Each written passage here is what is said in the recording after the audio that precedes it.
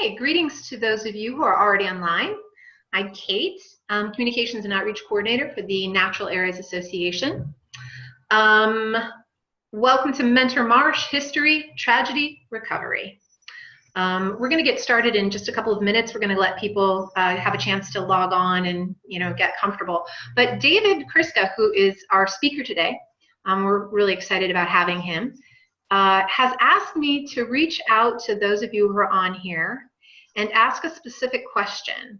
And I think I'm going to reiterate it a little later on so I make sure that everyone hears it. But he's interested in talking to people or just kind of hearing from people who are also working in land management around the Great Lakes and are looking at plots or areas that are 700 acres or more. I assume, actually that sounds like a great reason to get together at the conference. But yeah, so let us know. We're going to be using the chat function for questions and answers as we usually do. So don't raise your hands. Use the chat function for questions and answers. Okay. And also, I love to hear where people are from. So if you want to just get your fingers limber by using the chat function to tell me where you're calling in from today, that would be really great.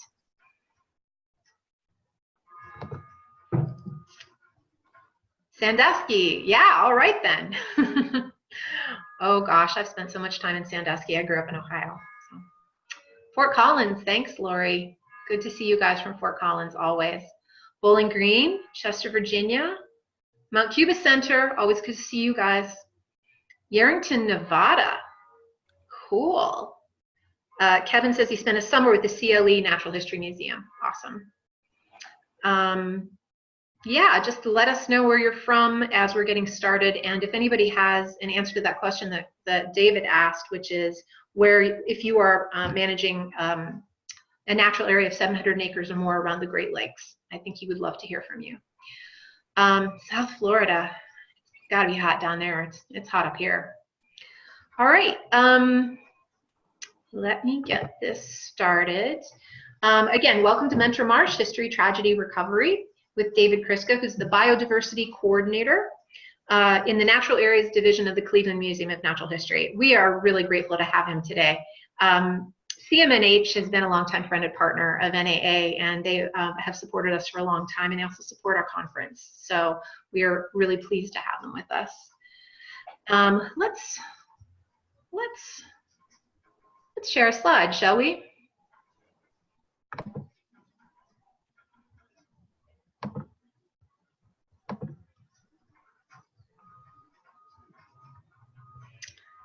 And okay.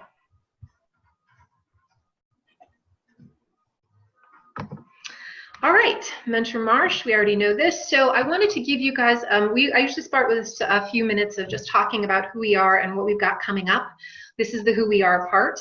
Many of you may already know a lot about us, but I like to make sure that everyone who's on gets a chance to know what we're all about. For those of us who don't know us, the Natural Areas Association has been working to support the community of natural areas professionals for more than 40 years. We're very proud of that long history. We're coming up on our 45th annual conference, so been around a long time. More on that shortly. We're the only national nonprofit membership organization dedicated to the support and advancement of natural areas professionals. That's our mission. That's our only mission. We are here for people like you. All right, I had a couple of people raise their hands.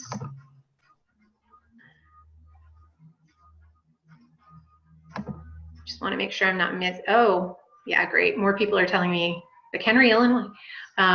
Just wanted to make sure that all of you could hear me. Just a few more things about us. We put out, of course, the Natural Areas Journal, which is our peer-reviewed publication for scientists and natural areas professionals to share their research, and it's focused on land managers. A subscription to the journal comes with membership to the Natural Areas Association. We also hold the Natural Areas Conference annually, as many of you know, and that is coming up here in October, and I'm going to talk more about that in a second. This year it's in Bloomington, Indiana. And our call for proposals is about to close. More about that. We recently debuted a brand new website and member portal, which gives NAA members access to more resources and tools, including listservs, and we do have one on pollinators that we're hoping to kick off fairly soon. Members now have online access to all issues of the Natural Areas Journal back to 1981 with one click from our website, so we're very happy about that. We invite you to become a member if you're not already one. It's easy. Individual memberships start at $75 a year, and I looked it up. That's less than a Netflix membership, so it's not very expensive. And you get the journal, discounted access to the conference, and all of our other member benefits. So please do consider joining us. Ooh, I think I went too far. Hold on.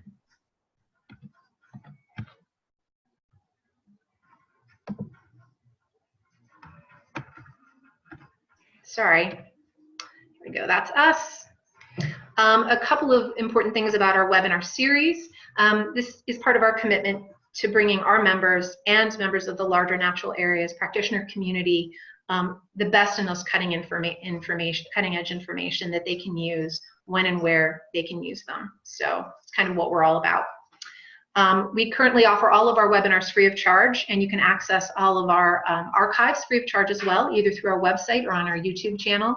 That may be changing in the near future, so please take that into consideration when you consider joining. And I also wanted to mention that if you're interested in how natural areas practitioners use data in their work, which is going to be the subject of our next webinar, we are going to have, that is one of the topics of our upcoming conference. And I wanted to remind everybody, and it won't be the last time today, that the deadline for proposals for our conference is Friday, 2 days from now. Here's our upcoming webinar. It's going to be an iDigBio. Using digital specimen data in biodiversity conservation planning and implementation. We're kind of excited about this. I think this is a really cool tool that already includes 304 to 400 million specimens. So it's led by the National Science Foundation, Advancing Digitation of Biodiversity Collections, and that will be coming up on June 20th at noon. So you can register for that now. Just go to our website, naturalareas.org, and look under the Learn tab for webinars. Okay, the conference, oh my gosh, yes, call for proposals closes in 2 days. There's so much information. I'm not gonna take up a lot of time talking about how great our conference is, as much as I could. But I will mention that we are really proud that we announced recently that our closing plenary speakers are going to be former National Park Service Director Jonathan Jarvis and Dr. Gary Macklis, who are authors of The Future of Conservation in America, A Chart for Rough Water, which is a really significant publication, and we are excited to have them, and I think it's going to be packed. So please do consider coming to the conference. Registration is going to open next month, so it's coming up very soon. Registration is also open now for our next regional workshop on July 10 through 11 on Lake Erie ecosystems. And as many of you probably already know, David's talk today is actually kind of a little bit of a whetting of the appetite for this regional workshop. Since he's going to be talking about the Mentor Marsh project to some degree, you'll of course get a lot more detail if you do attend the regional workshop. And we're partnering in that regional workshop with CMNH, Western Pennsylvania Conservancy, and the Pennsylvania Department of Conservation and Natural Resources. We're going to be going to Presque Isle, we're going to be going to Lake Erie Bluffs, we're going to be going to Mentor Marsh, and I don't need to tell you that these are some of the most beautiful places you could possibly visit in the Northeast Ohio, Northwest Pennsylvania area. So it's really, we expect this to be a very popular regional workshop. Don't wait. Go register now. We don't have absolutely everything sorted, but we have almost all of the information up that you would need. So do consider doing that. We want to thank our partner, the U.S. Forest Service, for their support for this series. And with that, I think that we are going to be turning to, just want to make sure that was it. Oh, I want to remind you all the webinar should be available on our YouTube channel within 24 hours, and everyone who registers will get a follow-up email, and in that email is almost certainly going to be a link to the archive. So when people ask, did you report it, will you report it? Yes, we will. We are. I think that's pretty much it. Remember to use the chat function for questions. David said he's going to pause in the middle and at the end to take questions, but you can type them in at any time and he will be able to see them. We apologize, there's been a problem with David's camera, so you're not going to be able to see his smiling face, but you will be able to see his slides. And with that, I am going to pass control to David, and he is going to share his screen. All right, can everybody hear me? I can hear you. If you can hear me, then everybody else can hear me, right? Something like that. Pretty much, yeah. You wanted to see my mug anyways, so Shaw. take it away.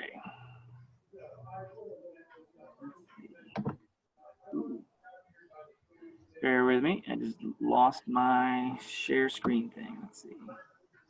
It happens a lot. Rob Stroh says, yes, he can hear you, so we have reassurance from others. Yeah, are we seeing the talk? We are. Here we go. Hello, United States.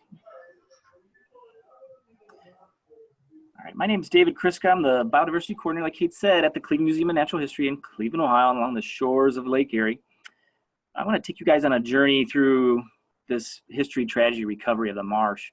Menor Marsh was Ohio's first state nature preserve in 1971, and it's also a federal national natural landmark for having one of the highest diversity of trees and plants along the Great Lakes shoreline. Because it's on the southern Great Lakes, there's a lot of diversity that we do pick up. And here's a shot of it from the 50s. This is an aerial photo showing that narrow band across the middle. Can folks see the mouse going across there? That's the marsh. This is a road up the middle called Corduroy Road right there. And you can see it's mostly, at this point, it's all treed. It's about 4 miles long. There's Lake Erie in the background. In this shot, there's not a lot of development. We're going to see that change as we go through the slides. And here's where the marsh is located. Downtown Cleveland is where the shoreline curves. The Kyger River, you know, the one that caught on fire, that's right there. And so it's a small watershed. It's part of it used to be part of the larger Grand River watershed. The Grand is the healthiest river entering Lake Erie, either side. If there's any Canadians on the call, if you want to disagree, I'd love to hear from you later on, but that's what I've been told. This is a big state park there, the Menor Headlands, at the very pointy tip there. And so a couple thousand years ago, the river broke through. You can imagine that the river used to come right across here, it used to curl around. And on high water years, if there's anybody here in the Great Lakes, they know that the lake's water levels can change annually, go up about an inch a month for 6 months and down an inch a month for 6 months. And then every, 19, 20 years, the lake oscillates. And right now, we haven't seen these water levels this high in 19 years. So I am kind of curious if anybody else is in the upper Great Lakes on the call is experiencing that. So the marsh would loop around. Here's that 4 mile stretch. In the 20s, a marina was built right before the stock market, Great Depression. So that started to change the hydrology of the marsh a bit. And then you can see all the trees that moved in there. So here's some old photos just to give you some scale. These are lantern slides that were hand painted with horsehair. The top left, you can see mud flats on low lake levels. Bottom right, you see anglers or maybe trappers netting fish there. Here's a 1923 shot. We think in the background, those are cottonwoods along the lake shore. Low lakes, this would be an estuary, disconnected estuary. And on high lakes, it could break through and reach in. So over these last 3,000 years, it's filled in with sediments. You start to go to marsh. You start to get some swamp forest here and there, depending on where you're at. There's 2 creeks that contribute into the marsh. And so that adds that extra water flow. Here's a 1964 shot looking on the eastern basin, and you can see all the trees there in that shot. You can see some of in the bottom left, you can see some of them are dead. There would be activity in here. And so here's what some of that swamp forest looked like. Here's an older shot, skunk cabbage, bottom left, and a kind of a maple called Freeman maple there. It loves wet feet. Here's a slightly newer shot, marsh marigold, bottom right, and cinnamon ferns, top right, probably a black or a pumpkin ash there in the top left. And so this marsh existed all along. People wanted to dredge it. There were all these plans and schemes to do something with it. Safe harbor was a big issue, even through the 30s in Lake Erie, because it's the shallowest of the Great Lakes, so these storms would kick up. And man, it's got, from what I understand, the highest concentration of shipwrecks in all the Great Lakes combined, because it's only, the western basin's 30 feet. Out there, what you're looking at is probably about 60 feet deep. So when the storms kick up, the waves got really square back pretty quick. And so safe harbor was a big deal. And so this plan in the 20s to do the marina you see down below you came into play. And the stock market crashed, the marina gets abandoned, and then rebuilt later on, or finished. But this last development plan came about in the late 1959-ish, and it brought together the local John Burroughs Nature Club. John Burroughs, that famous author and poet, or the club, said to the museum, hey, there's a plan to develop the marsh, turn it into a big golf course and all that kind of thing. And so museum partnered with the brand new Nature Conservancy in Ohio chapter and worked to get donations. There were 100 parcels of the land. You know the backstory. There's always all this trials and tribulations, and some of it was being timber. We got some to be donated, as you can read there in the text. And today, the things are a lot different, owned about 1,500 acres. So this is 1964. You know, we're patting ourselves on the back, celebrating that we've got most of the marsh, big chunks of it locked up. And then in 1966 comes the tragedy part. Here's a field trip with that Burroughs Nature Club. If you saw this today, it doesn't look anything like it. There's not a single tree there today. 1966, nearby, right at the mouth of the state park, there's a Morton salt facility. And this is pre-Clean Water Act, so they just hired someone and said, hey, can you move this football field sized pile of low-grade rock salt? The mine goes down about 2,000 feet below Lake Erie. There's a lot of salt mines. And they hired a contractor. You know, you didn't ask questions back then. The contractor was like, yeah, sure. And so he moved it just a mile down the road. And he put it right here, that big white blob. That is Black Brook Creek. At that time, there was a Black Brook Bird Club. And they called the museum the next day pretty much and said, hey, the trees are all dying. What's going on? This is 66. About a year after the museum had started slowing down on the acquisition campaign, within a year. And lo and behold, he dumped this right in the creek. He even had a permit from the city of Mentor to do it. And so, yeah, you can imagine what happened there. All this salt goes in. There's where the red spot is where the salt fill is at. That's Black Brook Creek there. And there's the corduroy road we saw earlier on. Here's what it looks like. There's the salt fill. You can see the salt is leaching right out into the marsh. And for those of you who are familiar with the Phragmites, you can see some of it starting to show up there. But here we go, 1967. So just a year later, we already had fires. So you can see a lot of these trees are burned. Some of those trees escaped the fires. That's hybrid cattail in the bottom there. So because the roads, the highways are being built then in the 60s. And so these invasives came bopping in. We all know that story, how they love disturbed soil. So the salt pollution's coming in. And so from 1967 to 1987, it just was pouring in there. Look at this shot here of all the dead trees, and pretty much homogeneous cattail and Phragmites. There's the salt fill in the top left. And we just sat there and watched it die. There was really nothing that we could do until 1987 when the stream got rerouted. In this image, you can barely make out this line. 1987, landfill gets capped, and the Black Brook Creek is rerouted right there, that north-south line. So it's sending salty, brackish water, ligahaline water, and I'll explain what that ligahaline means in a minute, water this way. And unbeknownst to us, there's really no salt water going this way anymore, any brackish water. And salt flushes, it doesn't stay with it. So those of you that work in coastal systems, I had to learn quite a bit about coastal marshes and salinity tolerance, and it was fun to learn.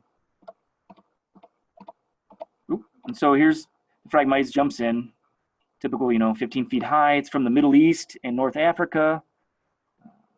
It's a tough plant, loaded with silica.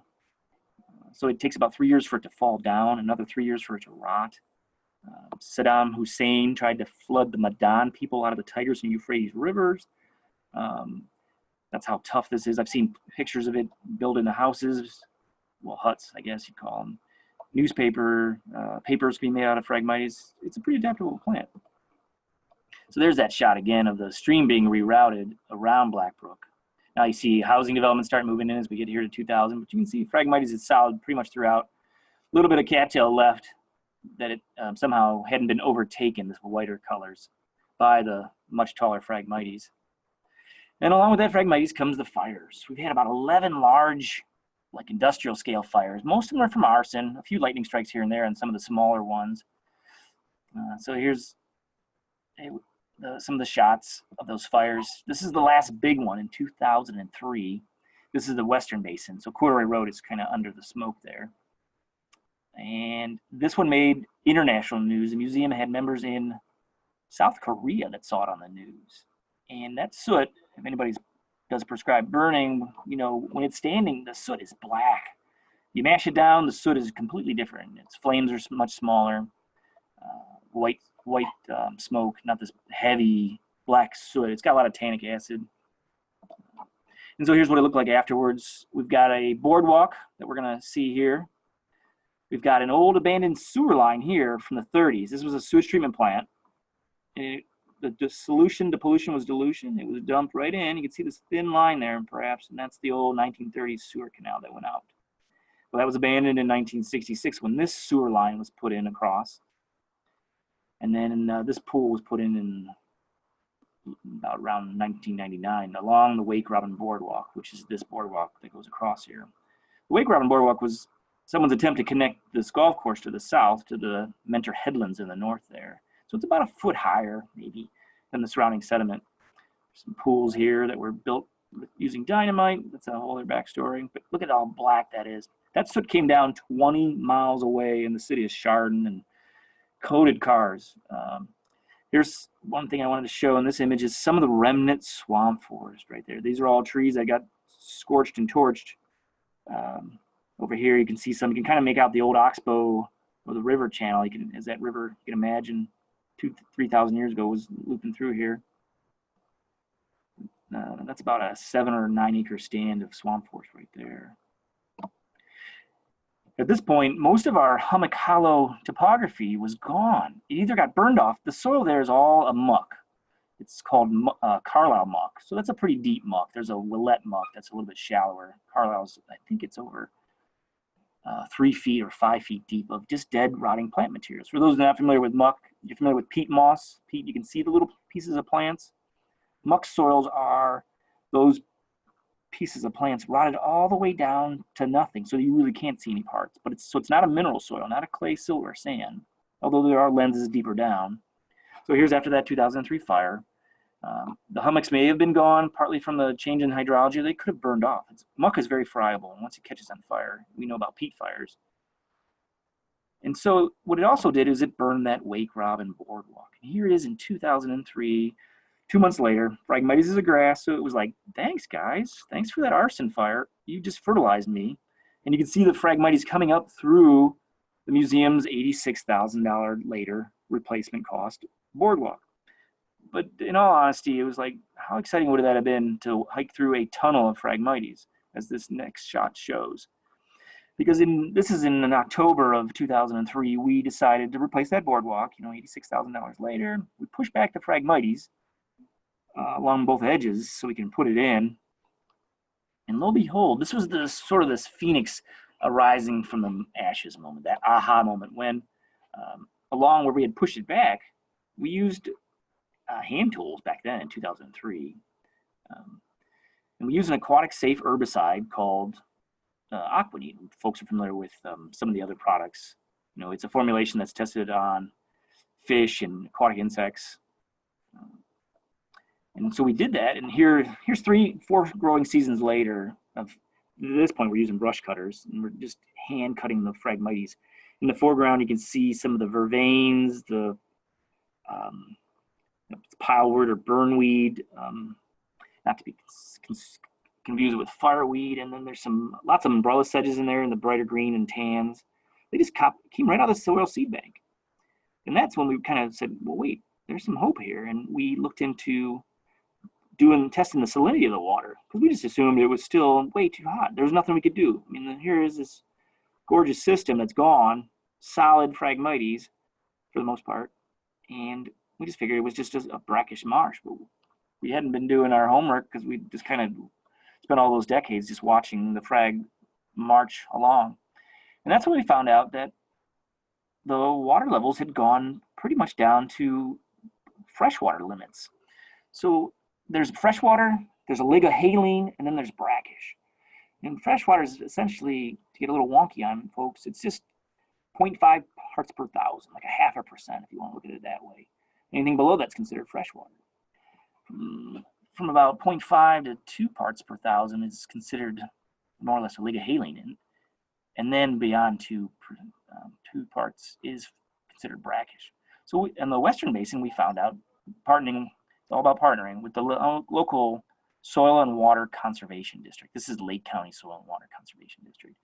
And they started doing more and more testing. And that's when we realized, yeah, is it possible? I mean, 40 years of Phragmites, could we do something about this? We started seeing plants popping out of the seed bank around the boardwalk that hadn't been seen since 1964, like Burreed, that Dr. Jim Bissell there is holding up. And you can see those long rhizomes on the left image, how long those are. Each one of those just shoots off a new plant. And so within a year, it can look like this. In one growing season, maybe 2 growing seasons, it really spreads up to 12 feet per year. And Burreed's one of our uber plants that we would love to, that's one of our target recovery plants there because of its, most of the Lake Erie marshes were Burreed marshes with some cattail based on the older barium records. Cattail really responds to the nutrients that we use in our agricultural practices. And so today's Lake Erie marshes are heavy cattail, and Burreed is a little shorter, is pretty much gone from there. So we used this herbicide to push back the boardwalk, and we spent the winter with biting our fingernails going, what did we do? There's Aquaneat on the left.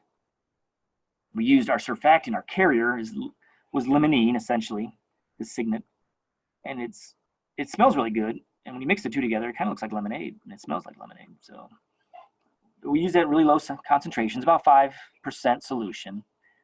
And lo and behold, the very next season, these guys show up. They hadn't been there before. They come in and they're there in March snoring away like they do. And 5 fingers and 5 toes. I'm sorry, 10 fingers, 10 toes. Oops. And they're still there today. And we decided to take on the entire marsh. So I'll stop right here just to see if there's any questions, just mostly on that backstory. And I'm going to really talk from here forward about our approach to herbicide management and how we did the whole gamut going forward to tackle a 4-mile-long system. Okay, yeah. If people have questions, you can type them into the chat box. Please keep in mind that what you want to do is set your to all panelists and attendees so everybody can see your questions. Because otherwise, if you have it just set on all panelists, then only I and David can see it. We got a question from Kevin. He says, where did some of the initial restoration funding come from? Great question. I'm gonna spend a whole slide near the end talking about the initial funding, and where all the funding came from. But initially, just Kevin, to answer your question, we used EQIP. That's the USDA NRCS Environmental Quality Incentive Program funding to do the initial first treatment use. We just didn't want to bite off a big chunk, so we did a smaller unit, about 150 acres. And that covered the helicopter and herbicide that I'm going to talk about in the next couple of slides. Cool. I know a couple people have raised their hand. We're using the chat box for questions and answers. So if you have a question for David right now, just type it into the chat box, and you should be able to make it pop up. There should be like a little bubble that you can choose to type in. Yeah, I'm really excited to see some of this stuff firsthand, which I think I may very well be seeing during the regional workshop, or at least at some point during the planning of it. So this is all pretty exciting to me. Okay, Phyllis has a question, and she says, were you using the herbicide and then cutting with hand tools in your early efforts? Yes, Phyllis, we were using the herbicide just to push it back in the boardwalk. It was just sort of a, hey, let's make this a little bit lemonade out of lemons and push that Phragmites back either side of the boardwalk, just a couple meters on either side. And we did use herbicide right off the bat to do that.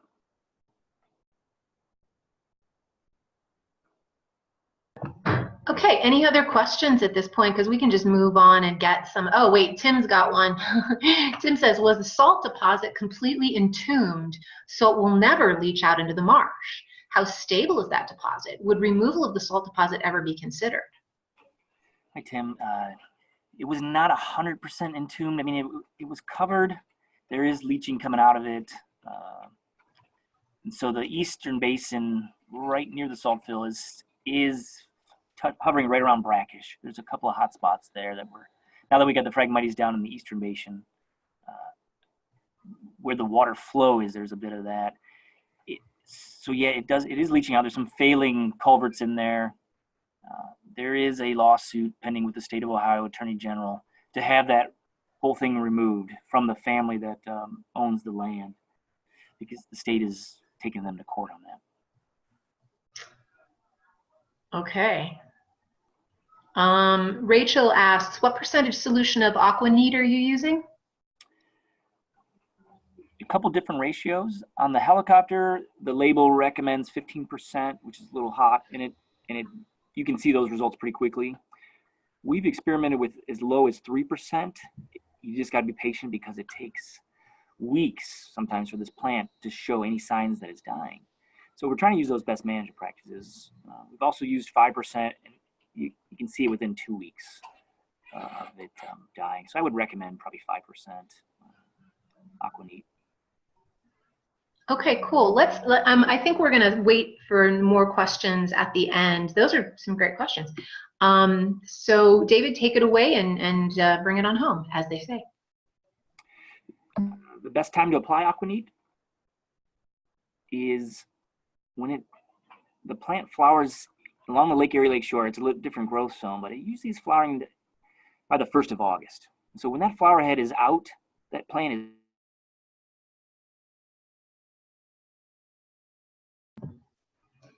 David, oh, sorry, we lost you there for a second. Are you still there? And we treat through October into November even. Okay. Any other questions?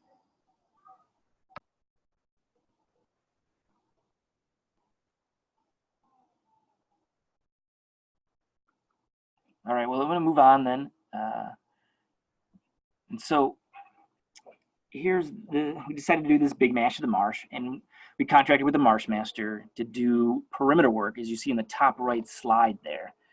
Those three passes just to keep the helicopter away from the trees. And so you can see the marsh master, this particular operator out of Lake Huron area, Detroit area, had that boom sprayer and did those passes just so we didn't have any collateral damage, because you can see there's a lot of residential.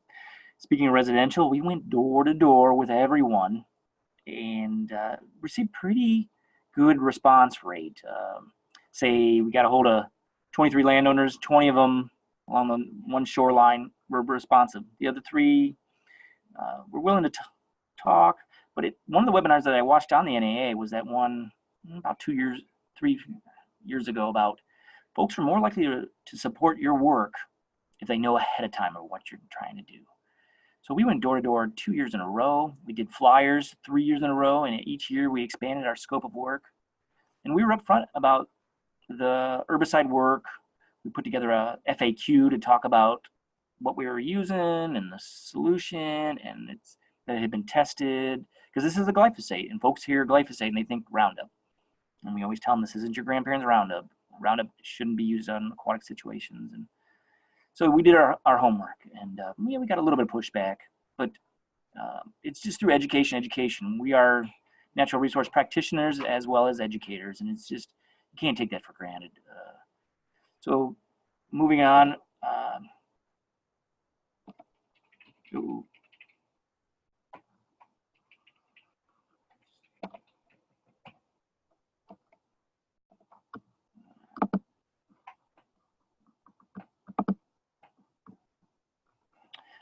Here's top right, we've got the helicopter coming out, doing the treatment. This was in end of September, typically. That's when we were doing treatments for the Phragmites. We figured that was before it was going to seed for these larger scale units, while we were treating the perimeter work with earlier on, like I mentioned earlier, after August 1st. So we spent that August 1st to September doing as much perimeter work around sensitive areas, ponds, homes, trees, that sort of work. We purchased the Argo you see in the bottom right. We purchased 2 of those. That one's a $40,000 unit there, fully loaded. Bottom left, we didn't really know how good we were doing, what kind of success rates we have, until we purchased a drone that was donated by Mr. McCoy there. And if you don't have one of those, they're a fantastic tool in the toolbox to help you with, because you can set pre-programmed routes to fly monthly to see what kind of return rate. It helps with your funders. They're coming down in price. That's a $3,000 drone. You can get them for much cheaper now. And then we had the Marsh Master come back with a brush hog on the back end of it on a power takeoff, or PTO, that he could raise and lower.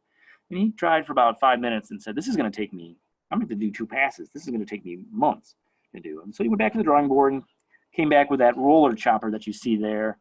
If you're from the South in Florida, those roller choppers are pretty common.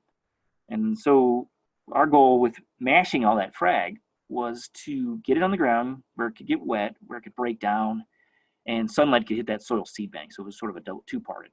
Even on the ground, that Phragmites still takes 3 years to really start to decompose, unless it's underwater, and then it goes a little bit faster. But that really helps getting that Phragmites down. It's just, and then you know where frag is missed. It's almost a must to mash some of these taller invasives down so that you can see the recovery and respond with that rapid response, early detection. So then we started taking on bigger chunks. This is the eastern unit. This is about 400 acres. In the background there, you can see Corduroy Road coming across. You can see this is now older. This is a couple years. This was sprayed in 2011, 2012, and so you can see it's much darker. That means it's wet. And then here, this is newer. This was in November of 16. Sorry, I don't have a date on that. And you can see the guy's got a sense of humor. He was doing IZOD patterns here and getting lost over there. And we had an eagle nest here. So there was always something, right? So there's that. And here's the crew that really deserves the credit. All the kudos goes to these guys. These are the guys on the ground that do the sweat equity.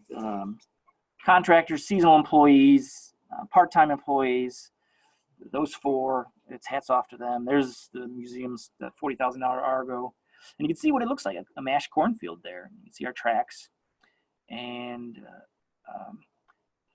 here's the proof in the pudding, though. So West Basin, older in the background, versus the foreground that we just mashed. And we designed our own roller chopper and experimented to mash the frag. And we did 3 passes in this area here in the foreground. These are some deeper pools that we stayed out of in the center there. But you can see the seed bank starting to respond. We're up to about 60 species that are responding. And you can imagine these are the weedy annuals, like some of the fast-growing plants that are coming out of that seed bank, like that pilewort, burnweed, a lot of umbrella sedges coming out. So not high value per se. The perennials are slower growing, and so it's trade-offs.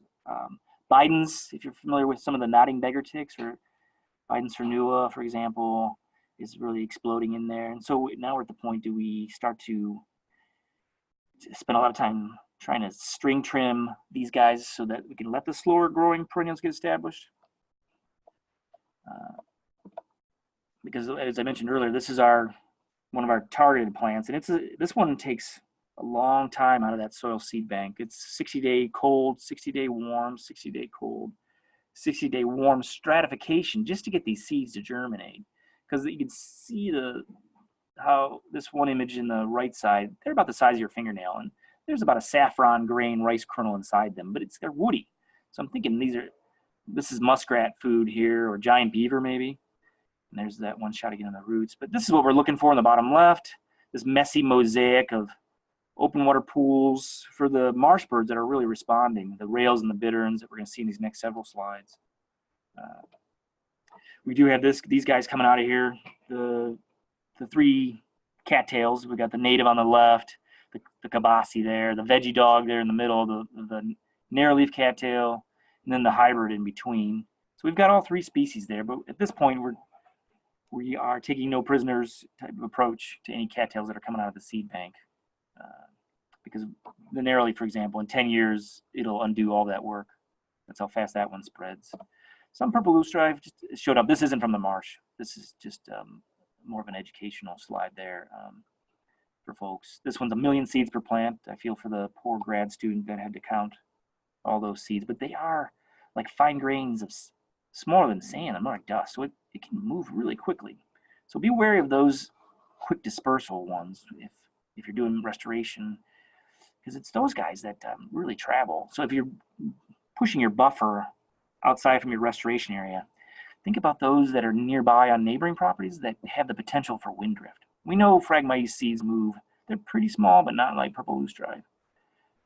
Looking at the genetics of Phragmites, I think it's about 1,500 feet is about the wind drift. Looking at genetics studies on how Phragmites moves into an area. 1,500 feet, I think, is what the number is. So here's our boardwalk now. This is an older shot. You can see all that marsh milkweed or swamp milkweed, Asclepias incarnata there. Now all that Phragmites in the background is all gone. And so last year we planted 19,000 plants, plugs, and bare root and live stakes, including marsh milkweed. Our goal is to turn it from the largest Phragmites marsh in the state of Ohio to the largest marsh milkweed stand in the state of Ohio. So 4,500 marsh milkweed sounds like a lot, but it's a drop in the bucket. And then this year we've already helicopter broadcast 200 million seeds of about 20 species on a 40-acre stretch. We got another funding for another 40 acres through EQIP, and we've cobbled together funding from all sorts of different sources. Cobble is coming up there. And so that classic verbiage or adage about if you build, they'll come, and it has exploded with new birds showing up all the time. I'm gonna fly through some of these slides. There's a Virginia rail there, skinny as a rail. That is that talk. This time last year we already had rail chicks in early May, second week of May. The sorrel rail, a lot smaller. They're already back and doing their thing. Last year we had a king rail show up, and here's a nice shot from Wines Point Marsh Conservancy, an organization working in Western Sandusky Bay that's been a great partner and we've learned a lot from. King rail's endangered, maybe a dozen sites in Ohio. Virginias are also, and sorrels are state listed species, but a bit more common along the marshes along the Great Lakes. We didn't expect the king rail to show up, but it did. You can see least bittern, bottom left, American bittern, that's in nearleaf cattail, that's not taken from this place. And then the marsh wren, those are all state listed birds that have just shown up in droves, nesting, calling. Common gallinule chicks, last year, late September record there on the left side there. Wilson snipe is for Ohio is only in Northeast Ohio, and there's just maybe 20 sites for it. And we've had them there 10 months of the year, including this one we found in December last year that had died after a cold snap. You can start to see in the background there what the marsh looks like. That's sort of the root rallying Phragmites in the background there that it came back. Because you never get 100%, you get about 85%, so plan for that. So year one, 85%, year two, 85% of your remaining 15%, and so on and so forth. That's just the nature of the beast. It's a tough plant. Other birds have really responded. The northern shoveler, top left, green-winged teal, top right, blue-winged teal, bottom left, pintail, bottom right. They really love the program. In one day, we had 500 ducks in about 500 feet, just moving along there. They're loving the restoration. St. cranes showed up 4 times now. They've been there now for about a month. They're looking around to figure out where to set up shop. Other birds, coot top left, pied-billed grebe top right, both looking to nest. That's a marsh hawk or northern harrier in the bottom left. They've been showing up all the time. The short-eared owl already showed up this year in the bottom right. We don't think they're nesting, they're just moving through. Plus lots of great egrets, dozens and dozens now showing up in the deeper stretches of the marsh. I mentioned the bald eagle. Other wildlife that are loving the restoration include muskrat top left, beaver top right, the coyote in the middle is acting as our top predator, as well as we had a river otter in the bottom left that showed up, and the mink are loving the restoration program too, because they'll be feasting on all those marsh bird eggs. And so these are all part of the system, and it's an urban wildlife refuge, essentially. So it's great to see it. But another unintended consequence, because there's always unintended consequences in everything we do, was that the fish that really responded. This is that marina on that far western end there, we call the lagoons. And we did some electroshocking. And we just did it a couple weeks ago, and last year and the year before, just to see the recovery. We're using the Great Lakes Wetland Coastal Monitoring Program protocols that was asked of us through one of the funders that I'll talk about here in a minute. And one of the unexpected ones was yellow perch fingerlings that we didn't have before. They're using the marsh as a nursery, this restored area. That's buttonbush in the top left of the photo there and here. And they're loving using this dense vegetation. Another fish that's really loving the restoration is northern pike. That's not listed in Ohio, but it's definitely a species of concern with a lot of the state and federal agencies, funding agencies. This Mike Dirkelek from Cleveland Metro Park electroshocking there, and this one, you make it out, it's dribbling eggs out of it. This is in early April when the water temps are still pretty cold. They probably now dropped out this last week or two. So northern pike, there's a big coup there. It's showing on bowfin. That's an ancient fish. Handles really low oxygen environments like that's going on right now in that sewer canal because of all the Phragmites decomposition. So you have the potential for die-offs. That's something to be mindful about. It's green fins there when it's in the breeding season. This fish can breathe through both its gills and swim bladders. I wouldn't like sticking his fingers in there to show us his teeth. I wouldn't do that myself. Those are some serious chompers there, but it just was fun to see this really this response, and it's such a great fish story too. Other casualties though that we haven't recovered were blandings on the top left there and spotted turtles. Both of those guys we haven't been able to find them. It's been a while since we've seen the spotted, and a long time since we've seen the blandings turtle there. And so we're applying for funding to try and do some pool restoration within the center of the marsh to keep these guys essentially from going upland. So we're trying to do some sandboxes in the center. We'll see if we get the funding for that. So the gentleman who asked you the question about the funding, there's all sorts of different funding. Here's your money slide. It's just, you end up spending a lot of your time writing grants and fundraising and building your partners and recognizing who's helped you out. There's at least 70 or 80 different folks that have, individuals, volunteers, you see partners down below, all sorts of different kind of, you want to make sure you thank them, and they're going to support what you're trying to do. If you're going to do this kind of work, just go big, and that way you can hire help, because you're going to spend all your time indoors doing grant admin. It's just the nature of the beast. I know we all want to spend our time outdoors, but if you build it and they'll come, if you can raise the money. So you see all sorts of different funding sources: federal, state, private, in kind, so on and so forth. So I'm happy to take questions. I think I'm about at the end of the slide. We have a small nature center. We have a statewide Buckeye Trail that goes through there. There's a bottom left, there's the museum's website that shows some aerial footage, drone footage. It just doesn't play very good on these PowerPoints. It's pretty hit or miss. And then there's a Facebook site that's got some great shots and video clips. So if I could direct folks there to cmnh.org/mentormarsh or facebook.com mentor/marsh, just to see some of the goings on, because it's just every year there's something new. New birds showing up. We had yellow-headed blackbird twice, 2 years in a row now, et cetera, et cetera. So here's my contact information there, email and phone number, if folks want to ask some really in-depth questions, because pun intended, I could really get in the weeds on this and talk some specifics that I'm sure folks have questions for. So Kate, questions? Yeah, we definitely have some questions. People have been bringing them in. I'll try to get to as many as we can. We still have some time left, so hopefully we'll cover all of them. Peter asked, what tool do you use to string trim? So that's really small scale work, that string trimmer. And it's really valuable to do, to to kind of put a snapple bit, so to say, on these fast-growing weedy annuals like the Bidens, the beggar's ticks, essentially weed whackers. We can use them on the back, off the sides of that Argo, so we can get 2 of them going and do it that way. But it's pretty labor intensive, and that's why we've kind of shied away from it. But if you have a smaller system, it is worth it. To do, because the perennials.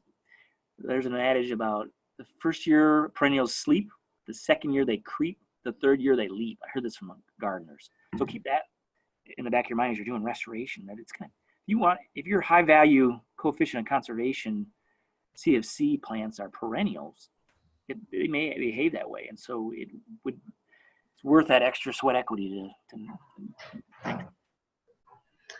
Okay. I have a question about EQIP. I thought EQIP was a program for farmers. Am I wrong? How did this restoration qualify? So that's very true. That the big part about EQIP is that, through the Natural Resource Conservation Service, that it's they've changed their scope. So I encourage folks to look.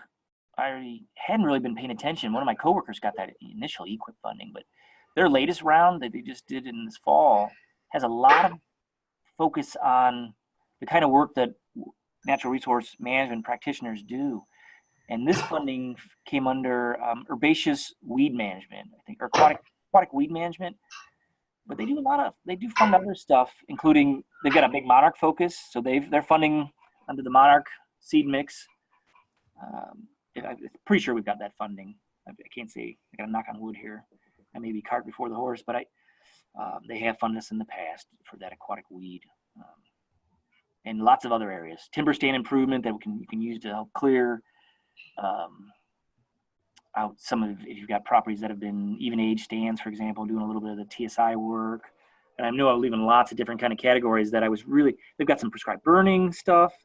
Talk to your district conservationist, and they usually have a set aside of about 5%, I believe, of their EQIP funding that's for conservation, including like the national monarch initiatives and stuff like that. Okay, cool. Great. Great question. Don wanted to know what your seed source is.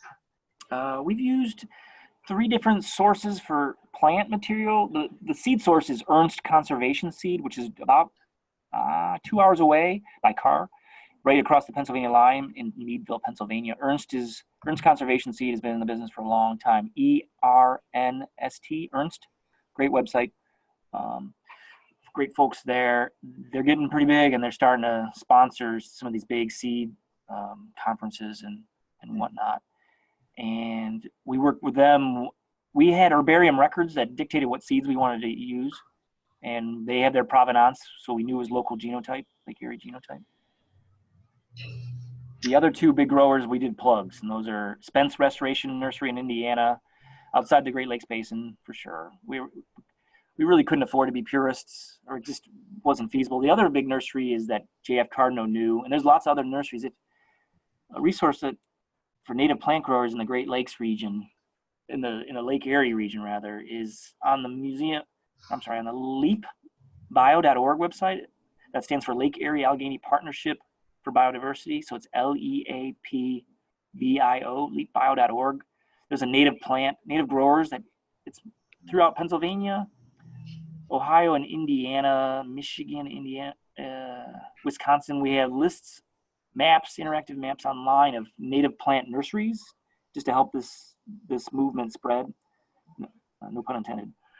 And so those folks that are in those states that I mentioned, will probably already know about these growers and probably have growers to add. But long answer. Okay, we get a lot of questions. So Kelly asked, what was the order you used between spraying and mashing? How many treatments of which treatment type in one particular area? That might be a complex answer. Yeah, can you read that again? Yeah, and this might be, we can always, if some of these are just a little too complicated to answer right off the top of your head, we can always promise to get back to many of these attendees via email. Okay. Kelly asked, what was the order you used between spraying and mashing?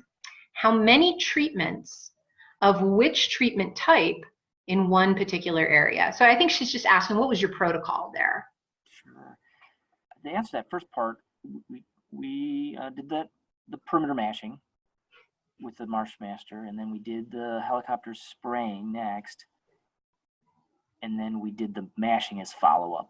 And when you do the mashing, like I mentioned earlier, we found out that the helicopter companies cut it really close. They've got GPS units on their chopper, and it chirps at them when it says, hey, you're getting too close to your pass, because they don't use dyes when they're on the helicopter, so you can't tell where you just went.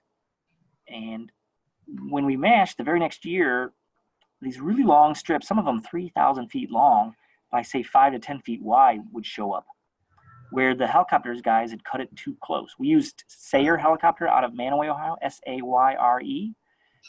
They have a website, Sayre.com, pretty simple. And then the helicopter applicators was recommended by Winus Point Marsh Conservancy out of Gettysburg, PA. And both those guys had to come back, both those organizations rather had to come back a couple of times, because it's, like I mentioned, follow up. You never get 100%. 85% is just the plan for that. It's just.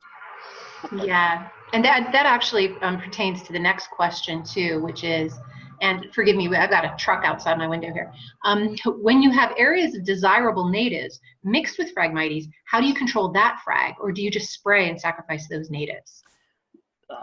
Initially, our goal was to do that quick follow-up the very next season. So that first year, when you mash Phragmites, there's not a lot of seed bank response, and like I mentioned, it also is weedy annuals.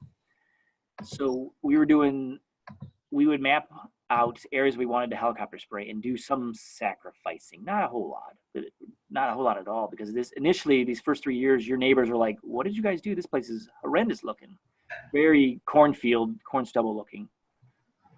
After that, then the neighbors are like, "Oh, okay, now I get it. It's gonna be, just be patient." So that's in your messaging, is also to tell folks this is a long-term project. Your garden doesn't get built overnight. So hopefully that answers your question. We had a question. Sorry. Oh, I'm sorry. Did you have something else to say? Just a lot of spot treatment on areas that we did get good response from, that we wouldn't have helicopters go back in there. Okay. So here's a sort of statement plus question. Your wildlife observations and surveys post-restoration are impressive. What were the wildlife occurrences like pre-restoration? Terrible, moderate, or non-existent? Almost non-existent. There were 1 billion stems based on our plant surveys. It was about 1 stem every 3 inches or so, 2 to 3 inches. So pretty much impenetrable. Although the one wildlife that we did have in abundance was the white-tailed deer. In Ohio, the USDA Wildlife Services that did work with the city of Mentor to do a culling program, anecdotally said that was the highest deer densities in the state of Ohio. And so, yeah, that was about it. And so the timing couldn't have been perfect, more perfect rather. Otherwise, the deer would be out there in the marsh going, "Thanks, we love this program." The critter that is doing the saying that is the Canada goose. Always unintended consequences. No good deed goes unpunished, right? The Canada geese are something to keep in mind as you do these large scale. We've created essentially a golf course for them now. Nancy asks, over such a large area, is your goal really eradication, or what % cover of Phragmites is considered success, and how will you maintain it? So we've been continuing to fundraise, and we've hired on additional staff through fundraising, and some of it's year-to-year fundraising. Much of it is actually. Our goal is eradication of the Phragmites. Will we ever win the war on Phragmites? There's a slight chance that we will. We'll be fighting a little flare up here and a little bit flare up there. Thankfully, that plant is tall, so now it's going to stick out like a sore thumb. We've got about 98% of the Phragmites gone and mashed. This year, we've got a little bit of Phragmites coming up. It's already knee-high right now in mid-May. And maintenance now is building in permanent staff to do that spot treatment in perpetuity. Cool. And there's a question that, and this again, one of those complex ones. Who wrote the grant proposals? Which agency NGO accepted the money? And who generated the matching funds? Big question. The museum is the as a private nonprofit. We're not a public organization. So I wrote all the grants and to all those different sources, and did that friend raising as well. And what else was in the question? Right. Okay. Question by Jeff. He asks, have you also tried using imazapyr, I hope I'm pronouncing that right, imazapyr herbicide? After your initial application of Aquanit herbicide, have you had to go back with additional applications in the same area? So that's a 2-for-1 question. We've not used imazapyr. As far as we know, imazapyr has not been tested on amphibians.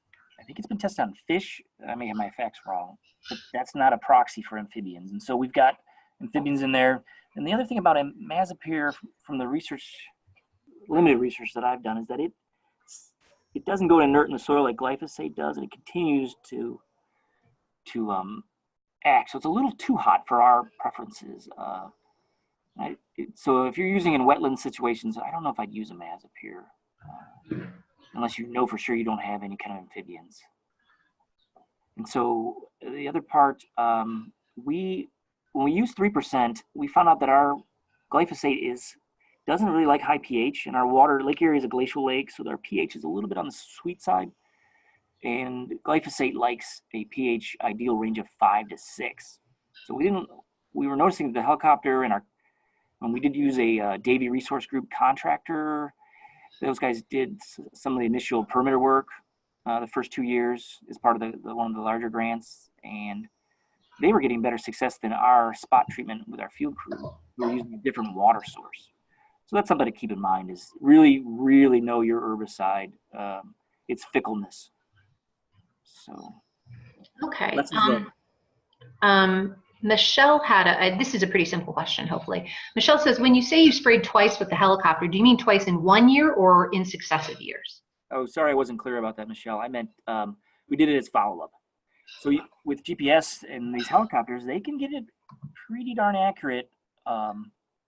You saw that one shot of how close they were to the tops of the seed heads. Some other companies have flown a little bit higher, but it was in successive years that we would do the follow. The very next season, the following fall, essentially, we would do. So we're done with helicopter treatments. We've done our work. Last year was our last helicopter follow-up, and hitting those mid strips, essentially. Okay.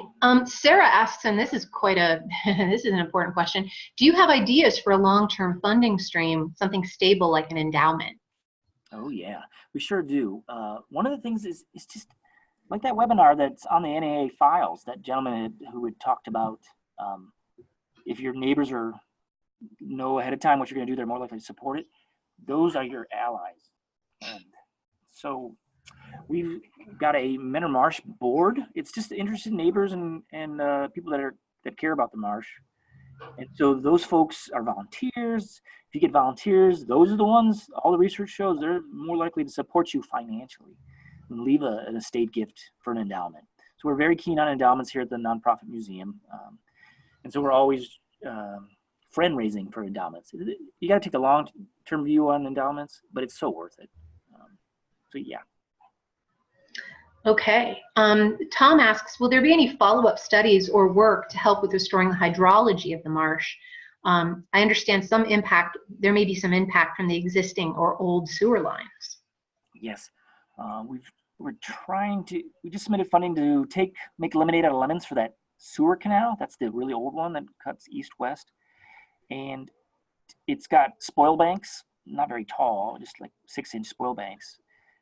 And that system over there is estuarine, so the rise and fall of Lake Erie can essentially isolate the marsh from the lake. Not now with the high levels, but we're trying to get a fish shelf in there, like a 2-foot by 2-foot fish shelf. Funding for that, not a lot of money to do that. And so that's one way we, instead of getting a permit to fill it in, because the marina's there, and that's a little tricky to do. Then the sewer canal, or the pipeline rather, I'm sorry.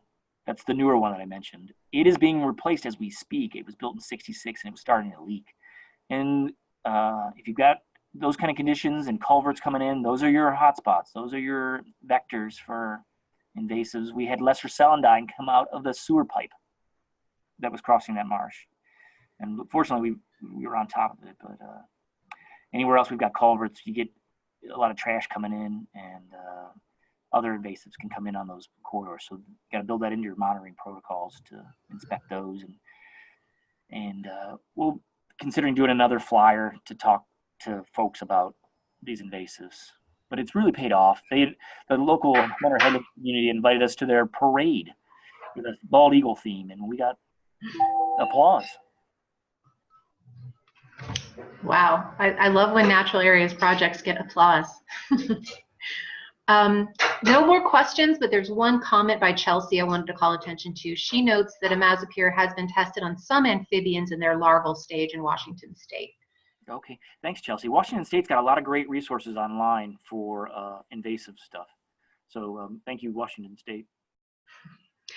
Oh, Jeff's got another question. I think this may be our last question, though, since it's 1:04, and I think we need to wrap this up. And anyone else who's got questions after this, just go ahead and send them to me with the send to my address, or directly to David also, if you want to, just cut out the middleman. Jeff says, are you only applying Aquaneat by spraying it, or do you also wick it onto the Phragmites? And if you do wick it, do you use a higher percentage? Mostly, as we wind it down this year, Jeff, that's a great question. We're at that point where you got tiny little stands where we may have to hand wick. In the past several seasons, we've been doing foliar spraying. With the Argos, you're up high, so you're spraying down. That's very helpful. We built a platform on top of it. I didn't show any of the slides, so we were spraying straight down on top to avoid overspray of non-targets, which are becoming more and more of an issue year by year. Cool. I think that's the last. Sarah said that this is a wonderful example of a successful project, win for the environment, and thank you. So thank you back to Sarah. I think we're going to wrap this up. Obviously, get in contact with David if you have any other questions. I wanted to remind those of you who are still online that we do have a regional workshop, of which this entire thing that David just talked about is one tiny little bit. If you enjoyed this, you will love our regional workshop on July 10th and 11th. So I encourage you to register for that, because my gosh, these are amazing questions. I have never seen so many questions, so many thoughtful questions.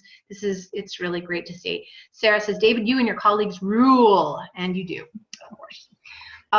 You see you at NAA conference. Yeah, and please come to the NAA conference. David will be presenting there, I believe, or I'm crossing my fingers on that.